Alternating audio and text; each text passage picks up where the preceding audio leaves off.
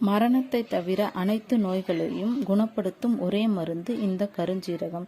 இதை தினமும் நாம் எப்படி ஈஸியாக நம்மளோட உணவில் சேர்த்துக்கலான்னு பார்க்கலாம். எங்கள் வீட்டில் டெய்லி நாங்கள் இப்படி தாங்க எடுத்துகிட்டு வரோம். ஒரு சின்ன ஒயிட் காட்டன் துணி எடுத்துக்கோங்க. அதில் ஒரு சின்ன ஸ்பூன் அளவு கருஞ்சீரகம் எடுத்துக்கோங்க. வண்டு தூசி இல்லாமல் இருக்கான்னு செக் பண்ணி எடுத்துக்கோங்க. இந்த துணி ஒரு ஒயிட் கலர் நூலில் நல்லா கட்டி விடுங்க. ஓப்பன் ஆகாத அளவு கட்டுங்க. அதே போல் உங்களுக்கு தேவையான அளவு கட்டி வச்சுக்குங்க. கட்டி வச்ச கருஞ்சீரகத்தை நாம் டெய்லி சமைக்கிற சாப்பாட்டில் போட்டு விடுங்க.